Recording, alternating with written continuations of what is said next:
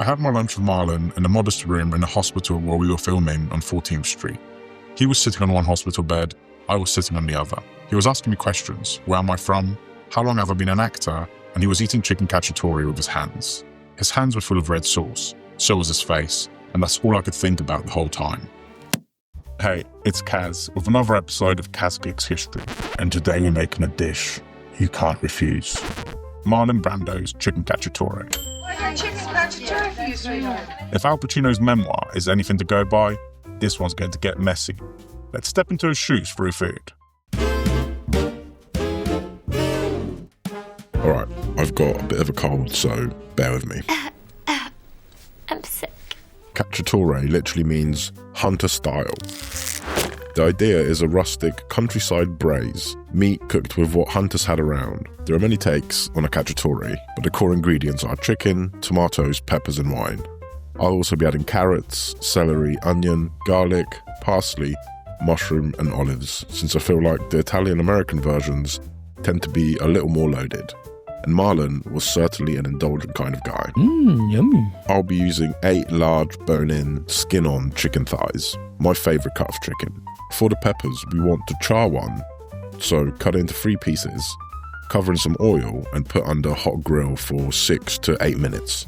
While that's grilling, cut the second one into slices and put to one side. We're going to be frying that in the pan a little later. Okay. Time for the grilled pepper to come out. Now, I know it looks bad, but trust me. Scrape most of that burnt skin off, slice them up, and you've got pepper that's juicy while retaining tons of that nice char, grill, burnt flavour. And prep the rest of the veg. So slice 1 large onion, chop 1 rib of celery, quarter 200 gram of mushrooms, dice 1 medium carrot, nice and small, crush 3 large cloves of garlic into oblivion, and roughly chop a large bunch of parsley. Season the chicken generously with salt and pepper on both sides, then dredge it lightly in flour. It's not strictly traditional, but it does 2 important things. You get way better colour on the chicken, and then the sauce clings to the chicken instead of sliding off. Okay, let's move over to the hob. Add some olive oil into the pan. Let's heat it up, then add in the chicken, carefully. Women and children can afford to be careless, but not men. So if you're a woman or a child, just throw it straight in. Let that cook for 4 to 5 minutes before flipping. And just look at that colour, it's perfect. Let the other side cook for a similar amount of time, then take it out and set aside. Go in with the carrots and celery, let them cook for a few minutes. Then add in the onion and raw pepper, and let that cook for around 2 to 3 minutes. Then add in the mushroom and then the garlic. You can just throw it all into the pot at once. I just find it releases a little too much water. Now, after the veg has broken down a little bit, it's time to start building that sauce. So add 1 tablespoon of tomato paste, let it cook for a bit, and go in with about a glass of red wine, and let that reduce by half to get rid of the alcohol flavour. Then add in the passata and stock.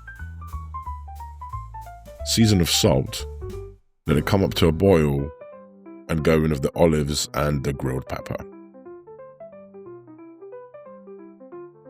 Add all the chicken back in, making sure it's nicely covered in all that sauce. And cover the pot and let it cook on a low to medium heat for 30 minutes. And we're done, and it's looking rich. Let's garnish with parsley and serve up a nice portion.